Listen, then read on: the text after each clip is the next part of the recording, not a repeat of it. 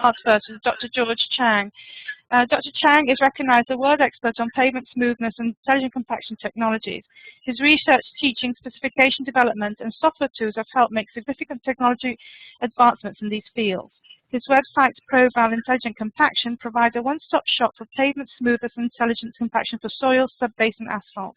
Dr. Chang also has extensive experience in pavement engineering, consulting with a unique expertise in analytical techniques for mathematical and statistical modeling, advanced engineering, computing, and software development for pavement and geotechnical applications. Dr. Chang, thank you. Thank you, Paloma. Thank you all who can make it to this webinar. So I would like to do a reverse from the part 2 presentation first. Then we'll get back to Professor Antonio when we get back. Okay, so the part 2 is to get into the implementation of intelligent compaction in the United States. And I have been the team lead for the Federal Highway Administration Intelligent Compaction Project in the U.S. since 2008. So in part 1, Professor Antonio is supposed to give you a background of intelligent compaction, what the definition of intelligent compaction, and the measurement system. From the part 2, we would start with deeper into the intelligent compaction measurement values. So the intelligent compaction is defined with a vibratory roller with the measurement system and GPS, as well as an integrated system for reporting. So let's take a look at what's available in the commercial product, the vibratory roller today, that will measure the level of compaction from different manufacturers. The first one is called amount or case, KB value on the upper. I'm going to use the pointer right here.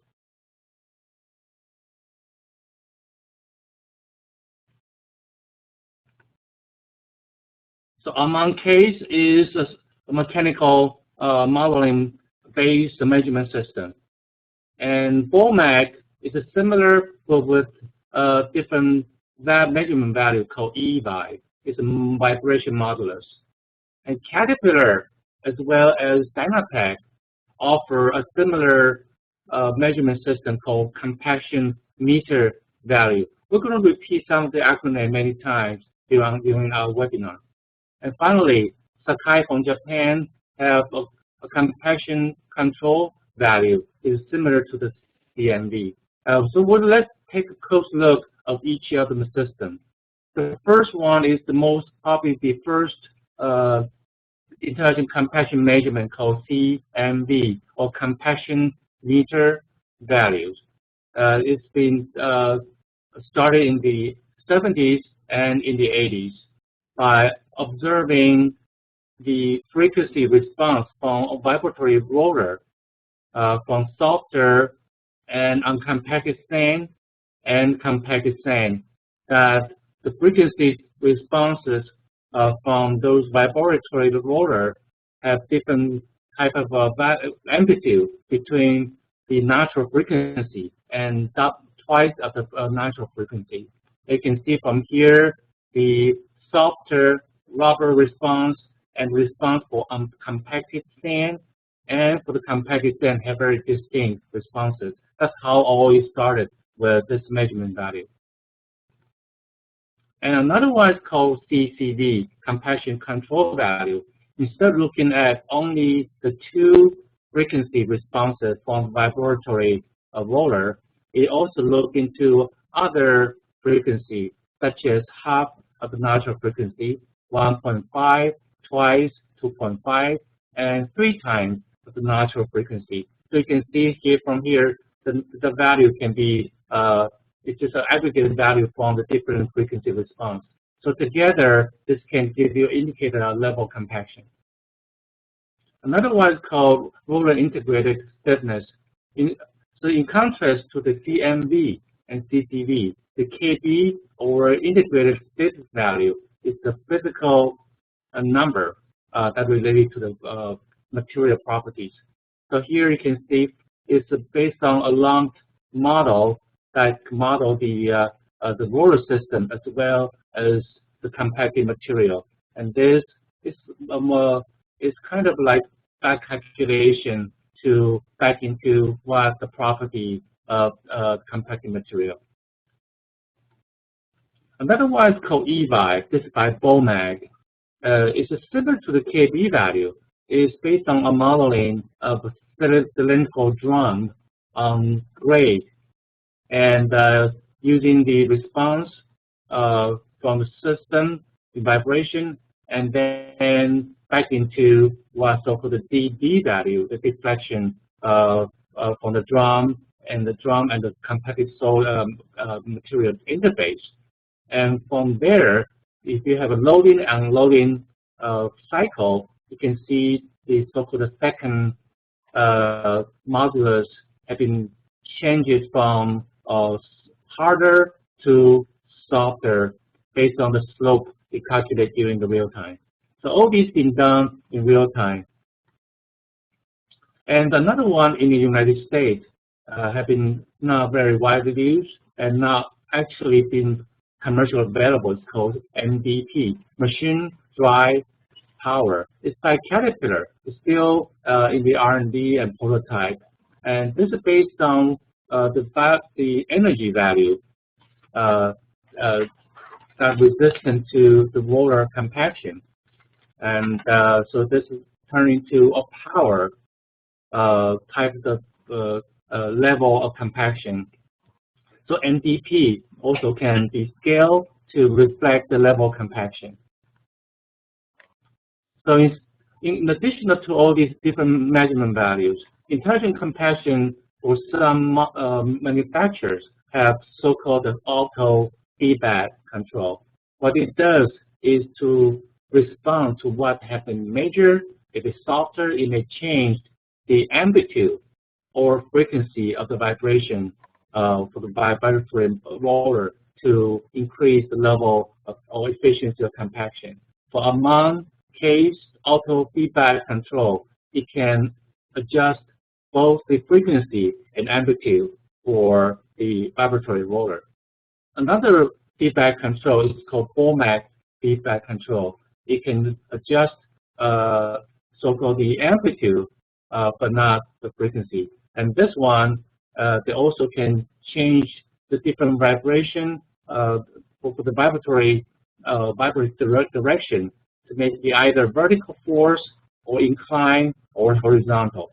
Kind of like to switching between the vibratory roller to the oscillation force. So this, all these are unique features from certain vendors. So let's take a look at one of the very important aspects of intelligent compaction. In intelligent compaction, in order to put all data together in real time to know where the rollers are and the measurement and put all together, there's a very important link. It's called RTK, stands for Real-Time Kinematic Fixed Global Positional System. So the GPS with this kind of system will require a base station that broadcasts a correction signal to the GPS receiver on the roller, as well as other handheld rover that you can tie all this data together. So it's been widely used in the farming industry and in geotech industry, but in the paving industry, it's been not commonly used. And often during the intelligent compaction setup, this is one of the most important setup that you need to take care of. So in order to make all the data together, all these GPS systems need to select so-called the UTM zone. So changing the latitude and longitude of the data into a grid, so you can put all together in a display. So for once all these measurement values from the roller being tied together, there's one concept is called meshes of IC intelligent compaction data. Normally, all the data from the roller have been recorded at the center of the drum. And those data need to be firstly refined. If the roller width is about 2 meters, the data may be duplicated across the drum, assuming all the values from across the drum are identical. So it will be break it down to say 8 elements across the drum and make it a very refined mesh for the data. So you can track all these values as you start to do back and forth and overlaps the previous passes. So all these numbers have been normally refined to a 30 centimeter by 30 centimeter or 0.3 meter by 0.3 meters mesh. So by doing that, the computer system on the IC roller can track a different number of passes. For any given mesh, for example, you can see on the slide here, the number 1, you can see all these mesh being coded as red. And when the roller doing the second passes, it will code it as yellow. And then for the third passes, in this case, it's only a partial overlap. Therefore, there are only 2 out of the 4 meshes are coded blue. So in this kind of with this kind of mechanism to count the number of passes is what IC will have been doing. So we actually working with many IC roller vendors to make sure they have stored the 2 type of data. One is called all passes data that have all these historical data being recorded, and also have so for the proving data that only count the last passes of a given mesh. In this case, for the 1, 2, 3 passes on this 4 element mesh, we have 2 elements have been passed 3 times, but the remaining 2 elements have only 2 passes. That's how the IC roller been counting the roller passes in the element. Like I said, every element is about 0.3 by 0.3 meters. So this is the example of the roller passes on a display for a vendor called Sakai Heavy Machinery. And in this display is exactly what computer display on top of roller in real time, and the roller operator can switch between the number of passes, the measurement value. In this case, Sakai is compaction control value, CCV, or temperature. So the intelligent compaction not only being applied to soil compaction, but also applied to pavement compaction, such as asphalt. So the next slide is going to see a different view of the intelligent compaction display, and this shows you the surface temperature when doing the asphalt compaction, which is very critical for asphalt construction to reach certain density for durability. And finally, this is also the ICMV. It's kind of a generic name for all these intelligent compaction measurement value, ICMV. In this case, it's CCV value. You can see here all these numbers represented on a color-coded map. So you can see exactly what the compaction value being distributed over the compacted area. So I'm going to show you some of the examples that we have done in the past. This is one of the cases for stabilized based compaction in Texas within a couple years ago. This compaction has been using case among single drum password IC roller, and in this case we have displayed the IC or intelligent compaction map, we call it map, recorded map, for this given 180 meter length test strip for pass number 1, 2, 3, all the way to number 8. And this is the among case, so-called KB value. The number getting higher, you can see it's getting darker, green or darker. If it's softer, it will get to the spectrum of the red color. So you can see from pass number 1 all the way to number 8, you can see the compaction of stiffness value has been increasing over the passes. But except for a very small spot here, as I pointed here, that the level of compaction or stiffness cannot be increased. It turned out to be this is sort of the soft spot where the stabilized liquid have been ponding in that area that would prevent it from being compacted.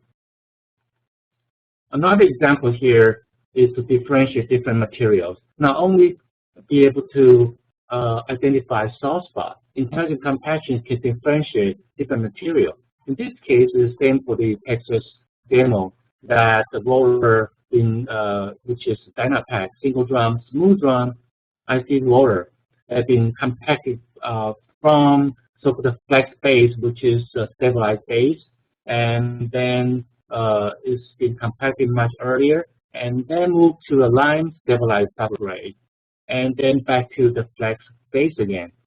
And flex base, as you all know, is much stabilized base. In this case, you can see from here, from the left to the right, transition from the blue, which is stiffer, to a more softer area, which is the represented line stabilized substrate, and where you have some red indicating the soft spot.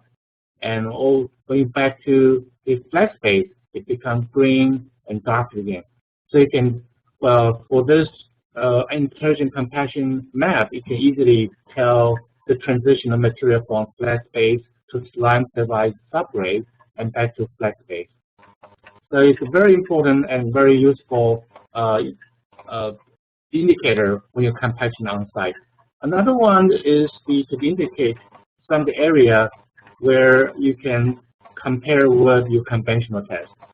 So intelligent compaction is considered more novel and new measurement. So some agency and users would like to compare with other tests, such as the first one is called lightweight deflectometer.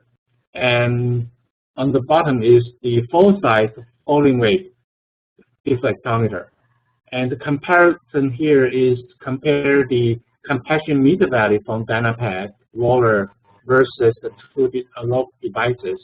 The two devices, LWD, lightweight deflectometer, and FWD, falling weight deflectometer, are point test device. It can indicate by all these red boxes here on the graph.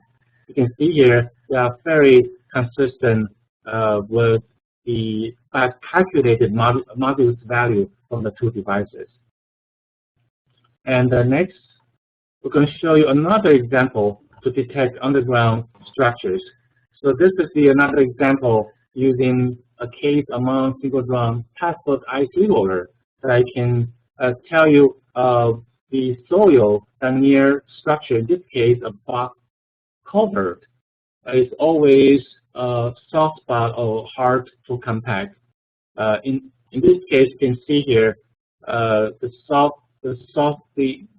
culvert can be indicated by the map on the left. Again, all these color-coded maps can be easily seen by the roller operator as well as the foreman and the construction manager to identify whether places is soft or where it's relatively harder. Then you can do investigation if something problem is happening. So I'm going to move a little bit faster here so we can get back to the first presentation.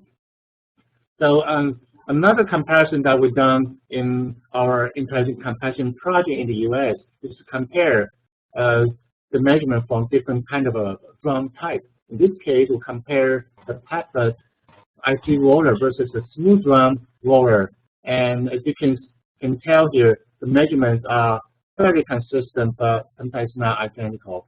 It's because the contact area from the type of drum is different from the smooth drum until is so-called walkout or during the later stage of compaction. But based on our measurement, once you start to walk out or towards the end of the compaction, the type of water measurement are very consistent with the smooth run IC water. Another one is to do so-called mapping or measurement using IC water before a pavement construction. In this case, it's our Minnesota intelligent compaction demonstration where we use a Sakai double drum IC water to map the existing subbase before the asphalt construction on top of the existing subbase. And you can see from the left, we have the IC map being stored and compared side by side with the mapping from the subbase. So this is one of the very important findings from our research, is to measure the existing support before doing subsequent construction. You can have better idea what the baseline structures have performed, and chances are, if the baseline structure has some soft spot, if you can see from your right-hand subbase map here, and you can see on the down the lower part of the map, has some softer spot versus the stiffer spot on the top. And during this demonstration, we actually observed a failure due to the soft spot on the subbase. And you can see from here on the right-hand photos, and also a much enlarged photo on the bottom is the premature failure of the compacted asphalt pavement during construction traffic, just a day after the construction. And the further investigation has shown that the support under this fair area are very weak, comparatively weaker than the rest of the project. Therefore, we have been recommending construction community to use IC roller as a mapping tool to identify soft spots and to do just in-time repair before the reconstruction for the upper layer. In this case, the failure of this soft spot has forced contractor to dig out the entire section within this area and repave with a full depth construction.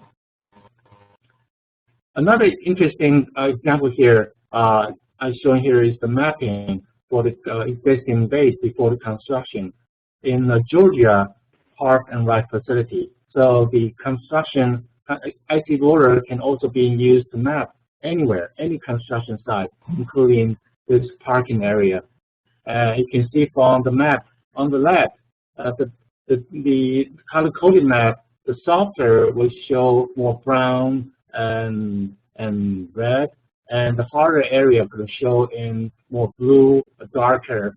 And you can see from all these blank in between are the light pole and structures. And so you can see from here, the area in this where pointed on the left are softer compared with the area on the upper right here where I pointed. It's different area with a different type of compaction, and it's consistent with what the compaction crew and the construction company on site. On the lower right here is where they use the asphalt emulsion on top of the compacted base. You can see here from here, after a couple of days of curing, we have a much stiffer, harder surface. So all these are very, very important feature of intelligent compaction. Another one is the one we did in Mississippi a couple of years ago to map using IC roller. In this case, it's a Sakai double drum IC roller with a front drum vibrating, and using this to map different area after about 5 days of curing, and 6 days of curing, and 7 days of curing. In this case, you can see the strength gain from the IC measurement that are consistent with what they have done in the lab. So this is another feature of IC measurement. Like I said, IC roller can not only be used for soil compaction. It's been very popular for compaction of hard mixed asphalt, or so-called HMA. In this case, the parking lot paving demonstration in Georgia that we mentioned about using a Sakai IC roller. You can see from the map on the left here, you can see the old, for this test bed, number 1A, you can see the roller passes. In this case, it's a very thin overlay on top of the system base. Therefore, it's only using one roller passes. And you can see on the major value there on the middle map, it shows in the lower spectrum of the compaction level, which is quite small. And the surface temperature has been very consistent in this compaction. Another good feature of so-called intelligent compaction, in this case, is compaction on the base course of asphalt. It's the first leg of the compaction in Wisconsin. It's on top of the rubberized concrete bases, which is a mill the existing asphalt out of the pavement and then use the guillotine rubberizing machine to break the underlying concrete, then pave the asphalt on top of it. In this case, you can see from here, from the IC measurement, you can see that in this case, the Sakai CCD here, the value has been increasing with roller passes until it passed the optimum roller passes and then start to decompact. So this will show you so-called compaction curve. So compaction curve is very important, and we often recommend the contractor to do compaction curve from a test strip at the beginning of the project, so they have a good feel what the optimum compaction passes will be for this specific structure or specific material and for this specific environment. So in this case, number 4 laboratory passes are ideal for compacting the base course of asphalt on this Wisconsin job. So with all these intelligent compaction measurement, as I mentioned before, we often recommend using the conventional in-situ point test for confirmation or calibration purpose, including the lightweight depression machine called LWD, DCP dynamic cone penetrator, nuclear density, and FWD for falling weight diffractometer, and plate loading test. And one thing called DSPA is a dynamic seismic payment analyzer using kind of seismic wave to measure the stiffness of the material. This is invented by the UT Texas El Paso. And another one is by the president of Soil Mechanics Society, Professor Brio's Brio compaction device. You probably all familiar with. But when you do the comparison with the intelligent compaction measurement and the other point test value, one thing to be put in mind is the intelligent compaction measurement cover the entire compaction area. So it's 100% coverage. You can see from here the illustration, the coverage as well as the footprint are very different from other devices also. And therefore, one thing that we always like to stress is before you compare all these different test results, the influence test here, which is the measurement represented to the depth of the structure of the soil structure that been measured. In this case, the compaction from the IC measurement can be as deep as 1 to 1.2 meters, and with a footprint of 2 meters. And for the LWD, FWD, sometimes about 0.3 meter depth. For the nuclear or soil stiffness gauge is about a similar level, and the nuclear density gauge is about 0.3 meters. For DCT, it depends on how deep you can penetrate into the soil. It can as deep as the IC roller or even deeper. So it's just the comparison, also the correlation studies have been using those in the past for soil. So these are some of the results that we compare during our study. This is the Sakai compaction control value with a single drum half-foot roller versus a lightweight deflectometer LWD. You can see from here the correlation depends on how you do it. If you do it, if the both tests have been done, especially the point test of LWD, have been performed correctly, you're often going to get at least 0.5, in this case 0.75 for the R square, a very good correlation. Another one called IC roller versus the plate loading test. And in this case, the Sakai CCV can compare with the plate loading test with a pretty satisfactory result. Again, all these point tests have been done in a proper fashion and according to the standard. There's another one that compared the calculated modulus from FWD test versus sort of NDP. As you recall from the calculator, this is not yet commercially available. It's called machine drive power. It's just another intelligent compaction measurement from vendors. And one thing we discovered from our past 17 field demonstration is the compaction rolling pattern are often being improved during the use of intelligent compaction. In this case, it's Indiana overlay with the ASPHO project that firstly we have covered the intelligent compaction display on the IC roller and simply asked the roller operator to do what they normally do. And this is before on top.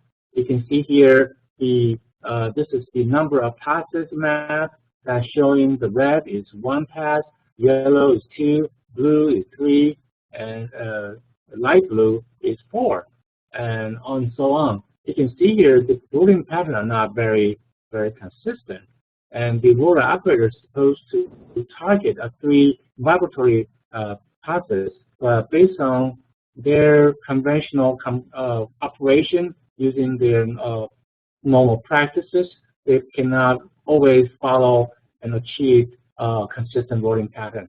On the other hand, after we taught the roller operator how to use the IC roller, IC roller operation is simply to do a convention, just a normal operation, except they can view the display, the computer display in the cabin of the IC roller, so they can follow the IC roller display and simply do so-called coloring, like the children's coloring book. You simply color the roller on the map by operating the IC roller in order to achieve a very consistent rolling pattern. And that's very important for any compaction. In this case, for ASPHO compaction, it's even more critical to have a consistent passes to cover all the compacted area within range of temperature. Another, since we now have IC measurement over the 100% of the 100% of the compacted area, now we have so-called geospatial data, or the data that reference to the horizontal grid that allow us to do more analysis.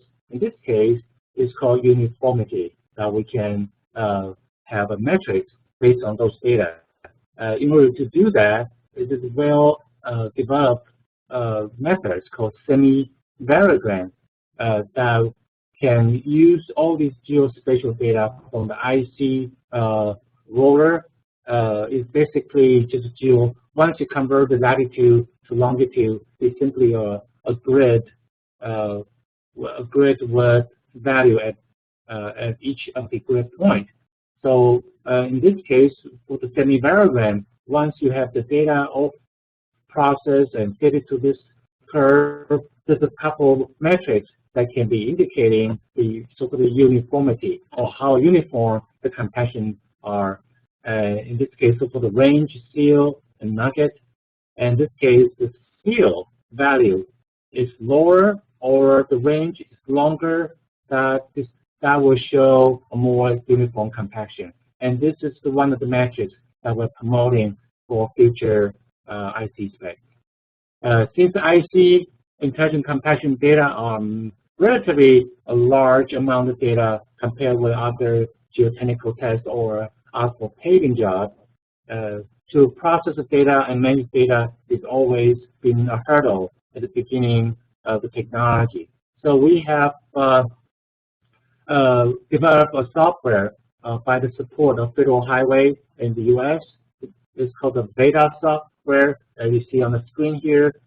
And this software, which is now free right now from the Intelligent Compaction website, the URL will give you toward the end of the presentation, that you can freely download it and process the data. In this case, the data can be imported from the IC data coming out the IC roller, and then into this software. Then you can view those data as the color-coded map on top of a geographical map, so you can know exactly what the data look like and where they are.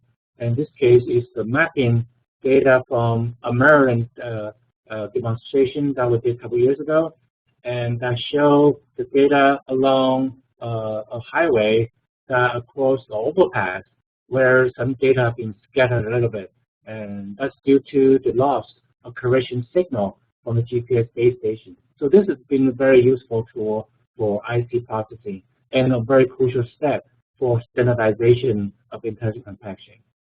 So there are a lot of challenges still as the IC intelligent compaction technology evolving. One of the key things is to have a so-called universal decoupled compaction index. What this means is to break or calculate some of the material property for each of the compaction layer that from the IC measurement. And this is still an evolving area.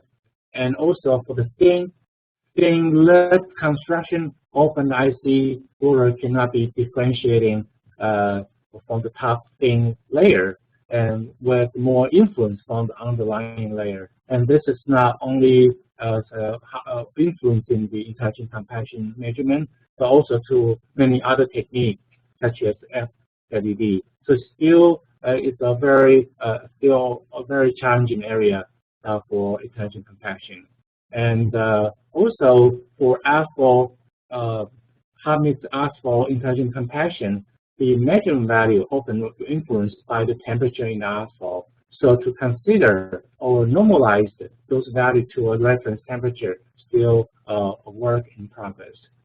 And for those measurements from IC roller, such as the surface temperature using the infrared sensor, sometimes not exactly reflect to internal asphalt mat temperature. So this is also a evolving area.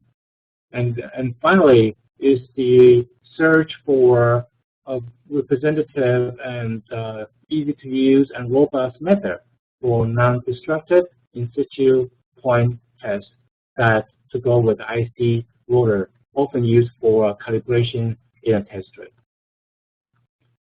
But regardless of what all the challenges we're facing so far, there are a lot of immediate benefits that already with the current intelligent compaction technologies, including to maximize the productivity of compaction process.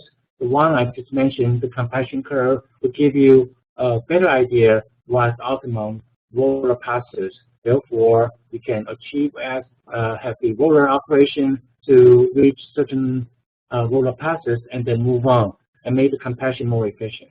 It also can improve the density of the asphalt or pavement of geotech material to be compacted, since you can easily identify the soft spot and then to take care of that before you do the compaction. And also you can measure and record a different value and use this as a comprehensive compaction control. With some of the vendors' machine, you can do a lot of adjustments such as the amplitude or frequency for the vibratory roller, as well as using the automatic feedback control to control from the vibratory fashion, from the vibratory to oscillation, to do a more vertical and horizontal compaction for the material. One of the biggest benefit of intelligent compaction is to identify weak area, or some simply it's hard to compact areas such as close to the structure. And also you can include the depth of compaction, so you can do more control and reduce settlement, for example, with IC. And since the density can be better control for the asphalt compaction, for example, it really can control compaction from the ground up, and to have a better quality of highway, and therefore reduce the repair cost.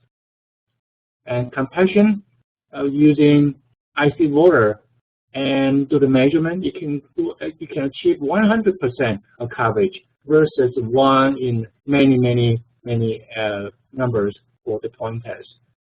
For the conventional or traditional compaction test method for compaction level of quality assurance, often the tests have not been very representative for all the area.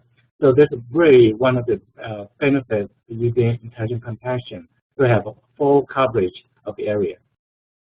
For the future intelligent compaction spec, we have now generic spec for the United States Federal Highway that was provided to all the states as a guidance to implement intelligent compaction, including the percent within limit, and also to have using IC map to identify soft spot. And so the future spec is going to look like to have a lot of like a lot basis, and this lot by lot basis can be used to extract the intelligent compaction measurement and to analyze a lot by lot basis based on the target value for the compaction to see whether it achieved the level of compaction within the target, as well as to evaluate the uniformity. I think uniformity will be key value that we would like to achieve in the future for using the intelligent compaction. So this pretty much concluded my presentation. And before I close down my presentation, I would like to share with you so-called IC roadmap for intelligent compaction to guide and to show the shortest path for IC implementation by overcoming the gaps and barriers through streamlined strategies. So this is the continuing effort that we have been working in the United States, working with the Federal Highway as well as with the 50 states to follow this IC roadmap to better coordinate our effort to implement intelligent compaction, including the 4 tracks here, including equipment, including data management, standardization and specification, and the technology transfer and training. I cannot stress the technology training more, since this technology is relatively new to most construction contractors. So training is definitely a very crucial part of the implementation. So thank you very much for sticking around to listen to my presentation, and my contact information on this slide. If you have any questions, you can shoot me the email, or you can visit the intelligentcompaction.com website and visit, and I often post the latest information about intelligent compaction, as well as the update to the beta software for IC intelligent compaction analysis. Thank you very much. Thank you, Dr. Thank you, Dr. Chang, for taking over and your help in sorting out the technical difficulties that we had at the beginning of this session. I am not sure if we should have a 5-minute break in the interest of time now, rather than the 10-minute break that was originally envisaged. But I would, I just want to check with Professor Correa. That's okay with him. Yes, it seems now is okay, but I don't know what happened. What happened? No, okay. What do you think? Would you rather have a 5-minute break and we continue 5 minutes? Maybe for the people, it's probably better to have 5 minutes break, and we will start again. Okay, okay. Well, so we say 5 minutes then. Yeah. So we start at I guess in 5 minutes time. Yeah. So I will sort of read your. I'll sort of introduce you again, and then pass the mic back to you. Is that okay? Yes, and you put my presentation on, please. Yeah. I'll just put it on now.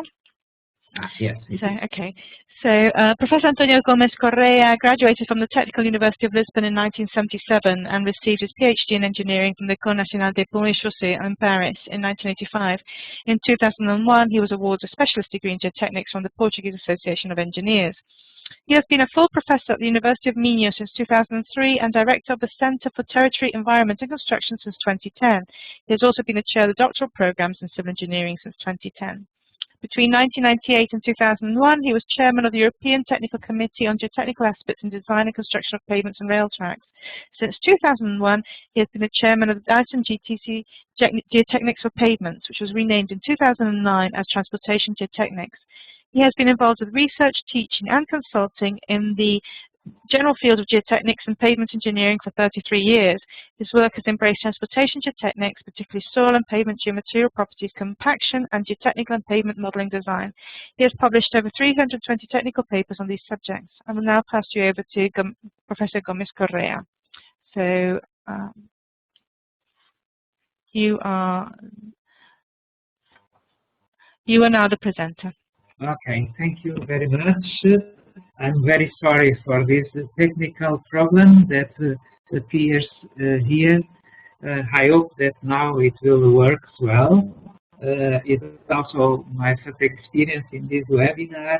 So I will say hello to everybody again, and I will move quickly on my presentation. So as I said before, I will give mainly the contribution of these technical committees that I share of the International Society of Soil Mechanics and Geotechnical Engineering. Then I introduce the intelligent concept, the compaction concept, and the associated instrumentation and outputs of the equipment. I will specify in detail the role integrated compaction control and also the continuous control compaction device. Then I will highlight the work done at the European standardization related with the earthworks, mainly in the concerning intelligent compaction and the efforts that are being done to harmonize the main functions of these intelligent compaction equipment. Then I will also focus about the calibration of soil devices, a little complementary to what already George Chen said. And I mentioned also about the target values, conclusions, future improvements, and technologies, and then the future work planned for the Technical Committee of the International Society. As I mentioned in the beginning of my presentation, during these technical committees, we produced very important material related with this intelligent compaction. The first publication that has been published by the press, they call the Ponts et Chaussées, really is a reference book concerning good material related with the intelligent compaction. This has been published in 2000, following the workshop during the Intermat 2000 in Paris. 1 year after, we produced another book, Geotechniques for Roads, Rail Tracks, and Earth Structure. And also in this book, good information about the role integrated continuous compaction control is inside, related with these fields of rail tracks, of roads, and earth structures. More recently, in 2005, we have also published another book related with design and construction of pavements and rail track, mainly concerning the geotechnical aspects and processed material.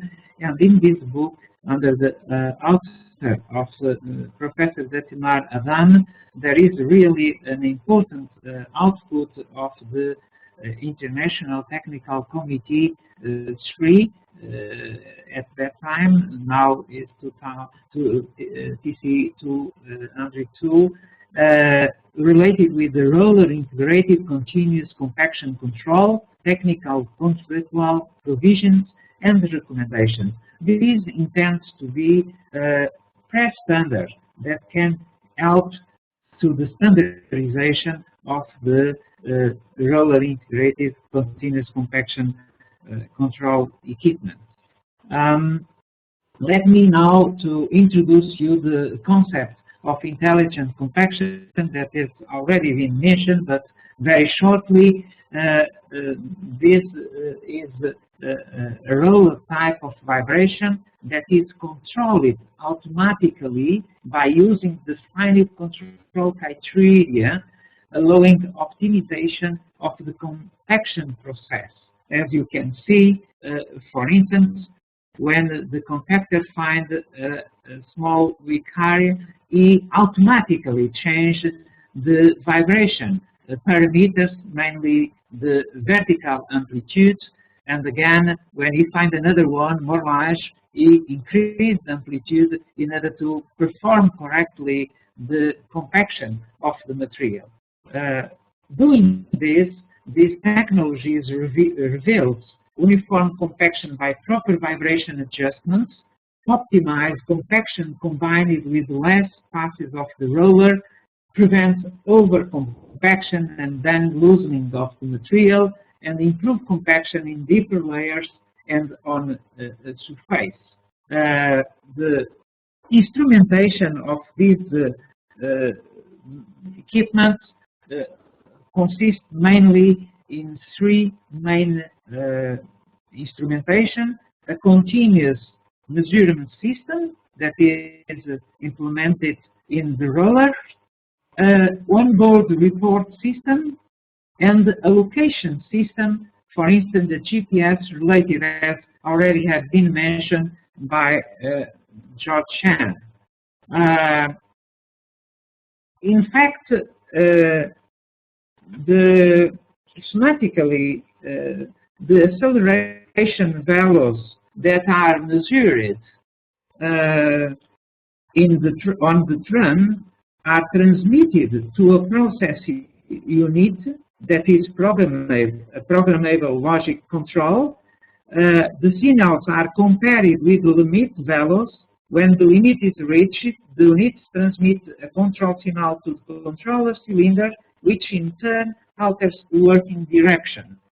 And then it acts, as I mentioned before, with an effective correct amplitude. This compaction equipment must be, of course, powerful, economical, and versatile in use, as well as informing the driver about the efficiencies of the machine in a simple and understandable way, and contributing to the quality assurance. In general, all the systems, all the instrumentation systems, have one or two accelerometers attached to the bearing of the roller drum, a processor unit that display the to visualize the measure values that has already been shown before, and further, an auxiliary system is processing to determine the location of the roller, or the localization is a GPS-based system, as I showed you before. The continuous record of the acceleration of the drum is analyzed, and the time history of this signal is analyzed in a processorometer in order to determine dynamic control values, and different systems have been developed for this purpose. Some of this, as already mentioned before in the presentation of George Chen. So according to manufacturers, they have different systems producing different kinds of the dynamic compaction values. These systems giving these dynamic compaction values according to, as I said, the different manufacturers, all of them have proven suitable for checking of the actual compaction state. With this equipment, it is already demonstrated from the field data by Professor Grandal that changing the compaction from the conventional procedure by this intelligent compaction, you can reduce very strongly the settlement, the self-settlement of high embankment. There is experience of the observing embankments during 10 years that shows that for good material and high compaction, you can have settlement, self-settlement of 0.1 to 0.3%, where in the conventional compaction you generally get around 1%, what means 10 times more. Here you can see a more clear visualization of the data that the driver can have in front of him. As you can see, here is the screen, and in this screen we can see really the weak points of the compaction, where it can go there, recompact again, or then to do some measurements if there is excess of water content or some other problems of a soft layer behind the compaction layer. It can also be seen from this instrumentation the weak points with the minimum values of the dynamic compaction values, or the stiff points of the layer. As well, you can get an idea of the average values. You can get also an idea of the evolution of the compaction value with the number of passes, and you can really see when the compaction is optimized, because in that case, between two passes, the difference of the values should be less than around 5%. So you can treat this data in a very important way. Let me now mention, because sometimes there is some confusion between the intelligent compaction and the monitoring used during the intelligent compaction and the other control continuous device that are available in the market. In fact, the roller integrated continuous compaction control are continuous control optimization that is done during the compaction. It means that during the roller passes, you are, as I showed before, observing the dynamic compaction values continuously. And then, because the process, if you are using an intelligent compactor, is automatic, in this way, they will stop the compaction at the right number of cycles, and this will give less grain crushing to the benefits of the mechanical properties of the material that is compacted. And there is another series of monitoring systems separated from the compactor. This is what I call continuous control devices, like as the case of an equipment developed at the Laboratoire des Ponts et Chaussées in France, the potence meter. So, in general, these equipment apply, as I will show later, normalized actions. It means load, a normalized load, and the vibration, normalized vibration, and is used external to the compactor. So generally, this is done after the compaction is done. So this is a post-compaction procedure. The raw integrated compaction, continuous compaction control is done during the compaction of the compactor. So this is something that should be clear, because sometimes is confusion in these terms. Of course, the importance in the use of these technologies is to associate this dynamic compaction value to a target value, a conventional target value, generally used in compaction control. It could be the density, the dry density, related with the degree of the compaction that we want to achieve, or it can be a performance parameter like the deformability modulus.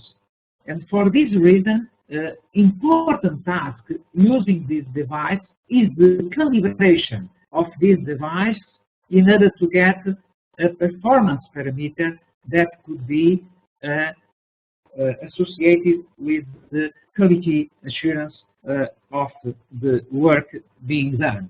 And in the European standardization system, there is some work that is now being done related with earthworks. This starts with the Technical Committee 396 devoted to this problem that was only formed in 2009, and so has not yet produced any standards, but they will appear very soon. This committee has 5 work groups, and as you can see, one of the working groups is devoted to the quality control and monitoring related with the in situ density tests, plate load tests, static and dynamic, and to the continuous compaction control, what is mostly concerned with this webinar topic. So we expect that these standards can contribute definitively to implement these technologies everywhere, because when you have no standards, it's always a problem to the contracts and to the administration to accept many times this technology. So I believe that with this standardization, the promotion of these technologies already very used in the world, as you have seen a lot of demonstration projects in the United States, and also I will mention in Europe that start with this technology, by the way, before United States. It's important to have this standardization in order to spread this technology over the world. As a framework of the European standards, in general, there is 2 generations of standards. The first generation related with empirical specifications, establishment of harmonized test methods. This has been done.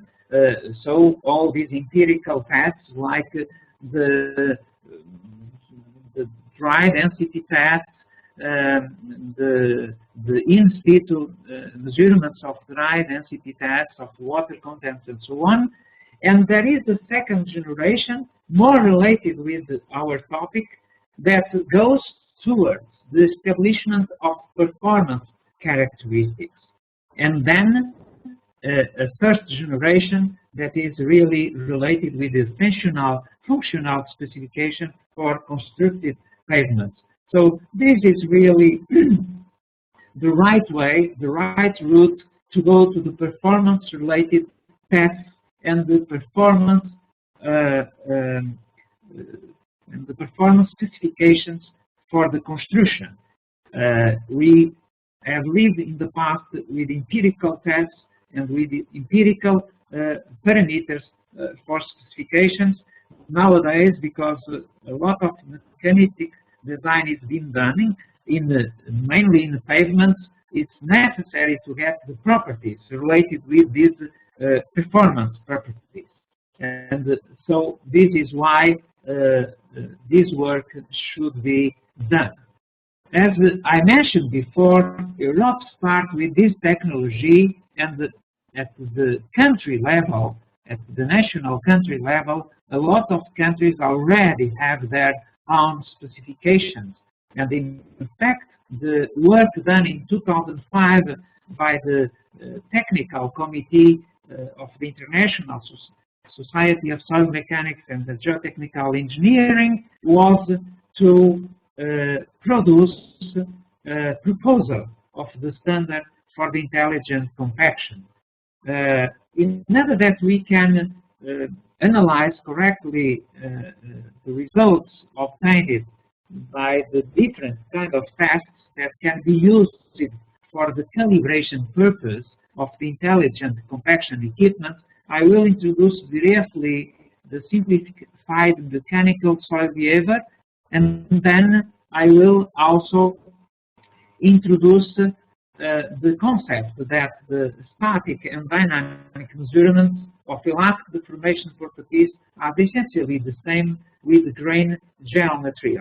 It means that we can, and as you will see, we can use the static load plate test as well as the dynamic load plate test, as already has been presented by my colleague in the first part of this webinar, and to use this as reference measurements to calibrate the intelligent compaction. So very briefly, if we are in the stress space and you have a stress inside this surface epsilon1, we can expect that the behavior of the soil is mostly elastic. If you have a saturated soil in an undrained condition, you are not expecting for these stress levels to get increase of the pore pressure. And if you move to increasing the stress until the epsilon2 surface, you can also see that there is a decrease of the modulus with the strain level, but the system is still stable. What it means that he will accommodate with the number of cycles, and consequently there will be no generation still of important development of pore pressure in undrained condition. However, if you go further with the stress over this surface, in that case you decrease very strongly your deformation models with the strain, and consequently on undrained conditions you will get an increase of the pore water pressure. This means that when you are dealing with soils with fines and with high water content, you have a problem, because in that case the stiffness of the material will decrease with the number of passes. This is why in general we don't use the vibration to compact the materials with fines and with high water content. Another interesting concept to take into account analyzing the results is the fact that the behavior of the soils are in general nonlinear. This means that if you have the stress-strain curve, you have to define what kind of models you are using for the interpretation of the results. And consequently, you can see in this graph if you just have the initial value, that is at the very small strain level, you can say that you have your elastic models. However, if you have a large strain or an increase of strain, as the behavior is nonlinear, you have to define if you are dealing with the secant models or with the tangent models. And of course, these models are different according to the level of strain that you have. So this means that when you are analyzing and interpreting the results of the load plate test, you should, to compare these results, you should at least try to have the same level of stress and the same level of strain. I mean, you should use advanced back analysis in order to normalize the results to the same strain and to the same stress in order to compare the results. Otherwise, the results are not comparable. And the fact that the behavior is nonlinear, you can see here that some materials exhibit this kind of shape of the stress-strain curve. Other materials, like general aggregates, exhibit this other shape of the curve. And this will give you different models between construction and between in-service life. In the pavement, you can expect that during the construction, normally the stress is applied to the material by the equipment of construction is higher than the stress is applied by when the pavement is already constructed. So during construction, taking into account the nonlinearity of the soil, you can see that the models is higher than this one that will be during the it will be higher during the service life than this one that you have during the construction. And if the shape of your curve is opposite, you get the opposite. I mean, your models is bigger during construction than during the service life. These aspects should be really very important to take into account when you are analyzing the data obtained with the static load plate test, the dynamic load plate test, and try to establish the calibration of the intelligent compaction or the continuous control devices. For the specification of these devices, of the intelligent compaction equipment and of the continuous compaction device, you can have two approaches. If you are dealing with important project where the volume of the material is very big, in that case, field calibration of the intelligent compaction flow measurements to either stiffness or models. I prefer models than stiffness, by the way, or some other parameters has to be checked using an experimental session. So you need trials to do the calibration of the intelligent compaction roller or the continuous control devices if you are dealing with important works, with important amount of material to be compacted. However, if you are dealing with small works, with small quantity of material to be compacted, in that case, the approach could be different. You don't need to do a calibration itself. You just identify with the intelligent compaction results or the continuous control devices what are the weak zones, and you assess just these weak zones with the conventional control, quality control continuous assurance methods. So these are the two approaches generally used for the quality control, quality assurance of these two different kinds of works. So in to establish the intelligent compaction specifications, basic mainly in the approach try to establish the calibration by field tests, you have to establish the prerequisites and the requirements for soil, for rollers, for the measurement system, the reproducibility, and the personal requirements. You should also take into account the influence of the measuring barrels, like the operation conditions of the drum, the soil type and state conditions, the roller parameters, the position and the geometry of the rolling track, and the measuring depth. And conducting the calibration with the test skills, in that case, you have to do the conduction of the roll integrated continuous compaction control. You should do the tests, and you should specify also the costs associated with it. I should here stress very important work that was under the leadership, I will say, in the proposal to try to uniformize or homogenize the delivery functions of the different intelligent compactors. This is very important because each manufacturer can call intelligent compaction, but the outputs of the compactors could be quite different.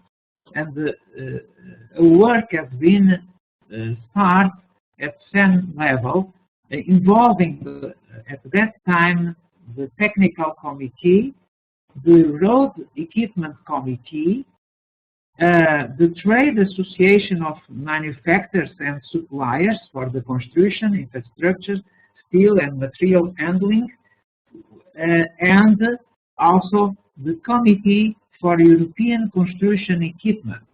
And all these entities already agree between the intelligent compactors of the different manufacturers to have same general framework to describe in an harmonized way the main functions of their devices for the intelligent compaction. And the main functions that have been established are listed here. The behavior of material deal with the dynamic response between the vibratory roller and the soil. When it is the function F2 for the end of the compaction, indication to the operator after comparison between successive passes that, as I mentioned before, that you achieve the end of the compaction with the energy that you are applying by the specific compactor that you are using.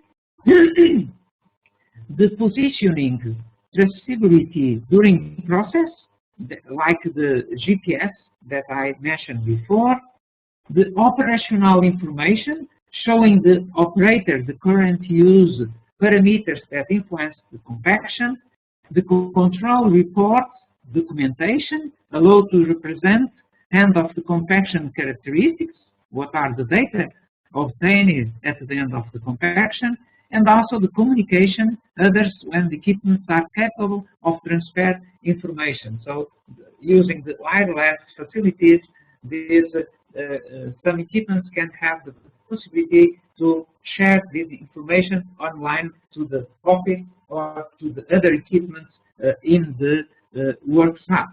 So this is for the moment what the manufacturers could agree to have these main functions common in the equipment. So I think that this was an important work that will go in the direction to promote more and more the intelligent compaction over the world in a harmonized way. In order to calibrate the intelligent compaction equipment and also the continuous compaction device, generally we use the reference tests as the static plate loading test. In the European standards, we have not yet a standard for this test. As I show you, we are starting working in this topic. But of course, it's important to, when you do this, to specify which kind of standard you are using. Because actually, for instance, in Europe, we have two very known standards, the AFNOR standard and the DIN standard. They are based in different approach. I will say that the approach of the French AFNOR standard is more second approach, and then the DIN standard is more tangent approach. And of course, you can see, being even that the level of stress that you are using for the cycles are not the same. Here you have 200 kilopascal, here you have 250 kilopascal. As the soil is strain dependent, you can expect that these standards will not give you the same value. Here you have an example of these results normalized for 200 kilopascal in order to compare with AFNOR, and you can see that even in this situation there is a slight difference in the results obtained by the two standards. In many soils, these can be quite different values obtained by these two standards. The procedure to do the calibration of the intelligent compaction, as I mentioned before, one of the approach when you have an important volume of work and then important also volume of the material to compact, you have to use a trial section to do the calibration. And in this trial section, you can identify easily the points that have high stiffness, medium stiffness, high stiffness, and low stiffness. And with this, you can establish after the regression line connecting the dynamic compaction values with the formation model obtained by the static load plate that you are tested. For the moment, in our proposal that I mentioned before, it was recommended the first the formation model, that's the first loading, but this is still a point to discuss because in many cases the second loading and unloading load gives more reliable values. So this is still a question open, and I'm sure that when we will work on it in the European standards, this will be, I'm sure, a point of discussion.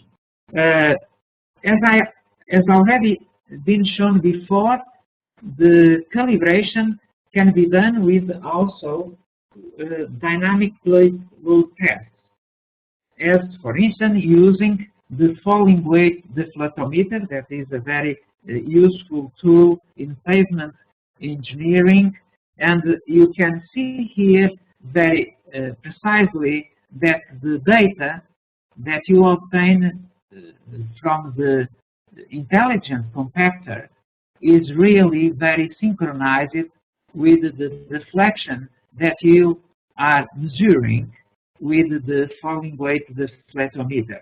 The trend is mostly the same, showing, as already George Shenes showed from other test sections, the good correlation that you can get between the dynamic compaction value of the intelligent compactor roller and of the FWD apparatus. The continuous control device that I mentioned before the so-called importance match that has been developed in the laboratoires de Ponte, I should say. As you see, is an embarked system with a wheel vibrating, and you have some kind of the same instrumentation. I mean, you have the accelerometers to record the acceleration, and then you analyze the results in order to get kind of dynamic compaction value that you also try to calibrate with the models of a reference path. This device, as I mentioned before, is passing after the compaction, and it consists of a wheel with 1 meter diameter, 20 centimeters width, and as I mentioned, this is continuously measuring the interaction between the wheel and the ground, giving you the acceleration that you will convert in stiffness at a constant speed about 3.6 kilometers per hour. In these devices and during the calibration process, this is really an important matter, that the parameters of vibration and the speed will be constant. This is the main key point to the calibration. And here, as is in the AFNOR standard for the importance method, you can see the very good correlation between AV2, so the deformation model that the second load of the AFNOR standard of the static load plate test with the measurements of the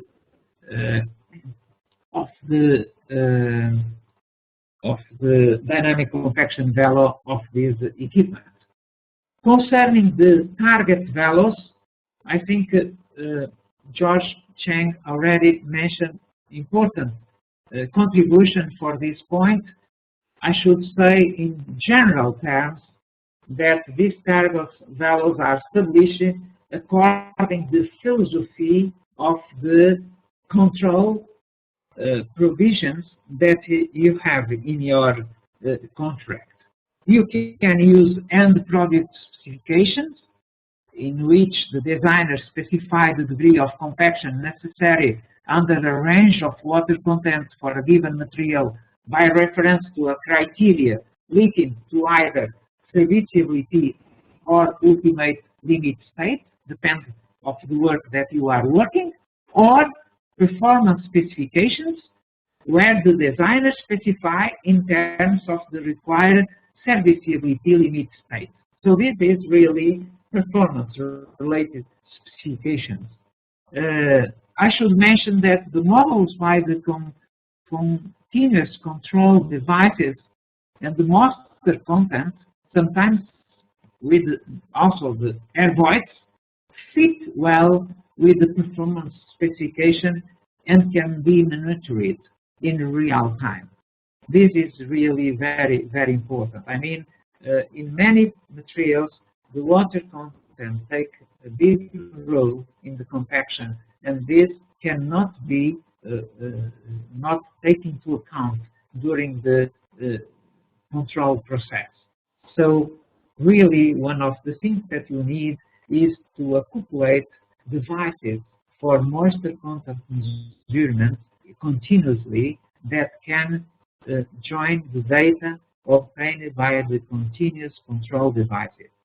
And of course, a very important aspect, even for the empirical specifications, is that the uniformity that should be achieved, and we should not allow coefficients of variations more than around 15%, sometimes going until 20%, depending on the conditions.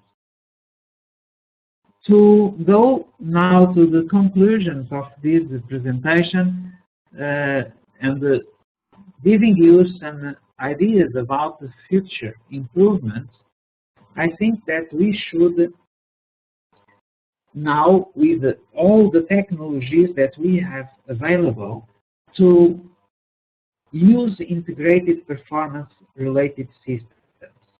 What it means? It means that we should use the parameters, performance-related parameters, that can be used during the material characterization.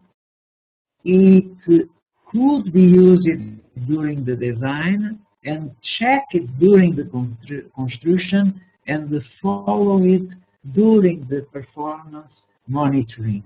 This is really an important feature to have an integrated performance-related system where we are dealing with parameters that we use from the very beginning of the study, material characterization, that we use in design, that we check in the construction, and that we can follow further on during the service life of our structure.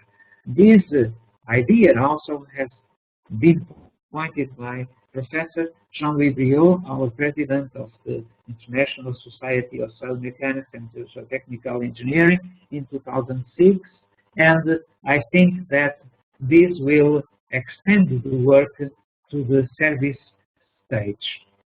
Other future developments that I would like to stress is the use of data mining methods. This is really a power tool that can use several methods that have the potential to analyze the raw data and extract high-level information for decision makers. There is already several applications of neural networks in transportation geotechnics. There are a technical committee at the RV dealing with this topic. But I think that in this application for the intelligent compaction, I think that during compaction, the measured vibrations of the compactor along with the process parameters can be used to predict modulus or stiffness and density of the soil by using these techniques of data mining.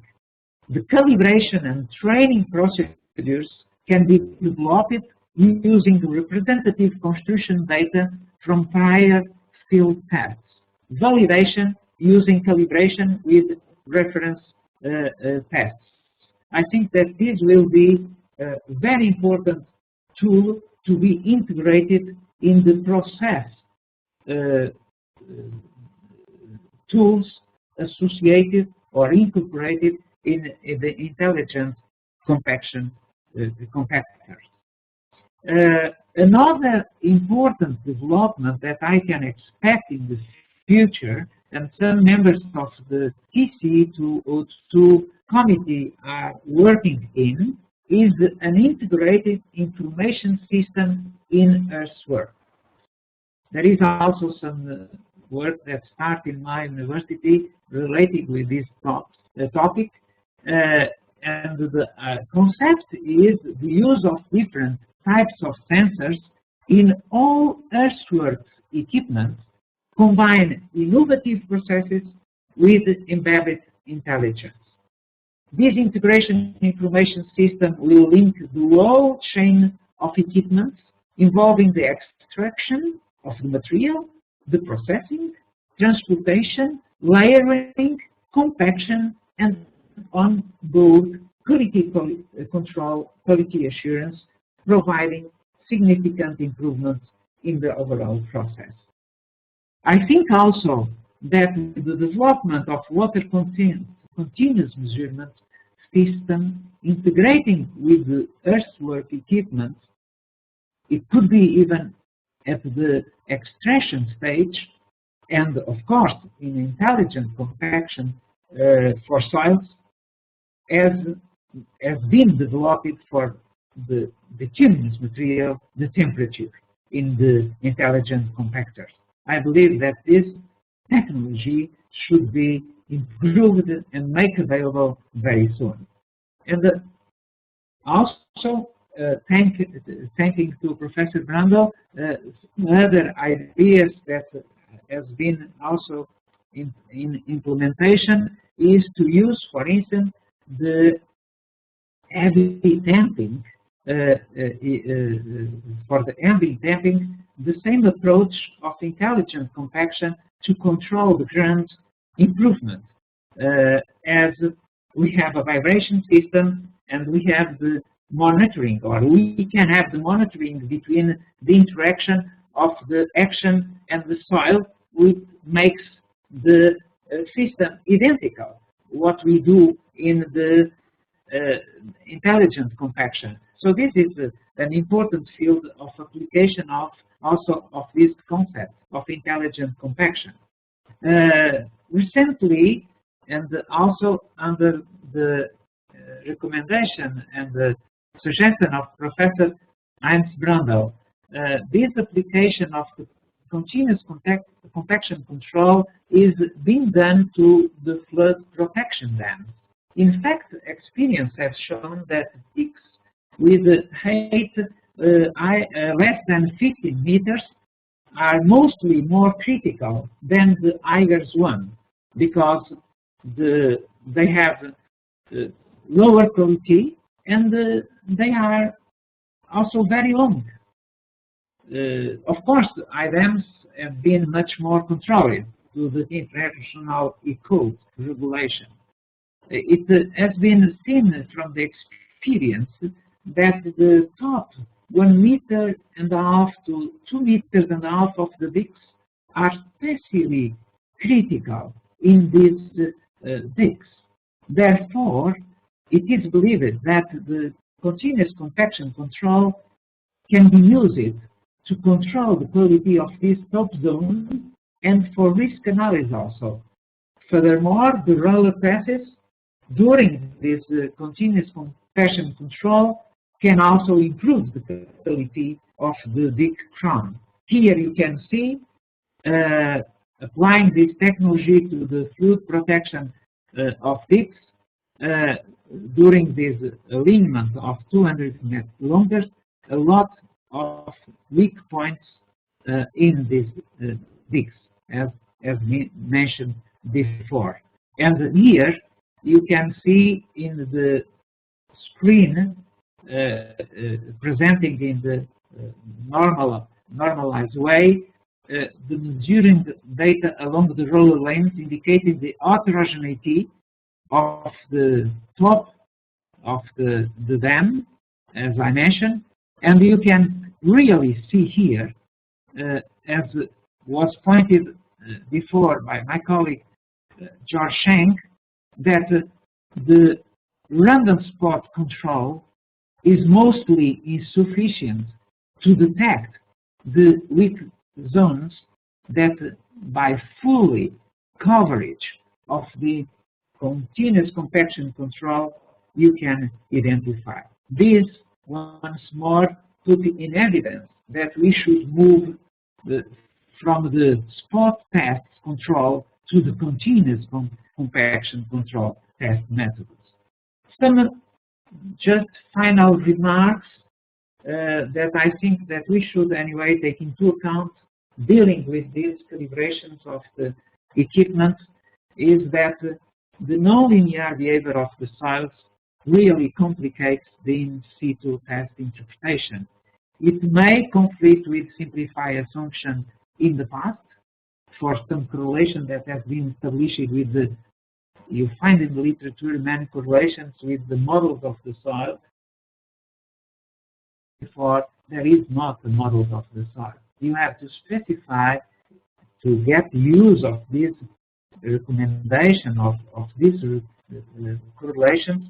You should specify what is the level of stress, the level of strain, if it is a second or a tangent model associated with these models.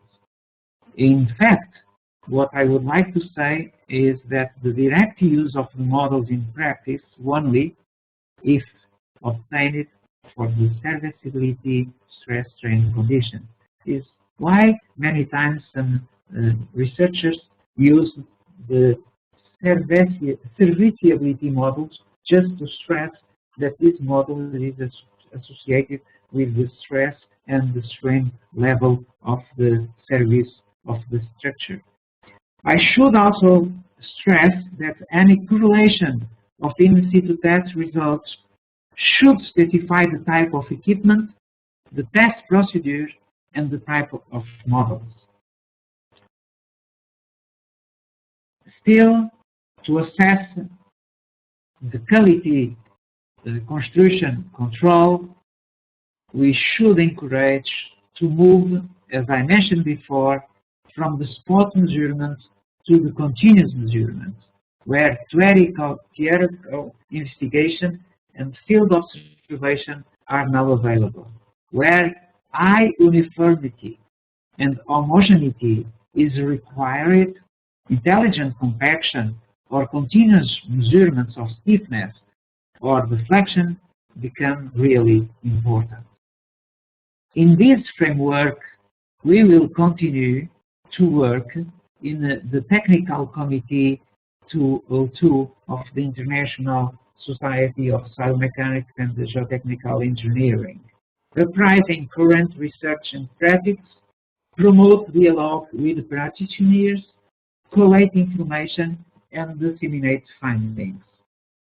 And for those that want to know a little more about this topic, I invite you to attend the second International Conference on Transportation Geotechniques that is realized under the framework of the Technical Committee 202, Transportation Geotechniques, that will be in 12 September, from 10 to 12 September next year in Hokkaido. And you can see, you have here the reference to go to the website and see more detailed information. By the way, there is a workshop related with intelligent compaction, covering also soils and bituminous material. I should thank all the members committee of the actual TC 202 that have now 41 members from 24 countries. And I would like now to thank all the audience to attend this webinar. It was a pleasure for me to be the second one, since the first one was done by the Professor Jean-Louis Brieux. And I would like to tell you that, as already been mentioned, you have now 15 minutes, I guess, to put your questions. We will try tomorrow to answer them by email to all of you that put these questions. And we are trying to do also the creation of the intelligent compaction and continuous control network. And we will integrate all the attendants to this webinar in this network that I can call even a club for this topic of intelligent compaction and continuous control devices. And for this, to create this, we have now in the International Society the GeoWorld, and it will be under this framework that me and George Chang will try to create this forum for people interested in dealing with intelligent compaction and continuous control devices. Thank you all for your attendance. Thank you, Professor Correa, and thank you for coming back to us so bravely after the fracas this morning. Thank you everybody for attending this webinar, and thank you also to George Chang for taking over so wonderfully for the first thing.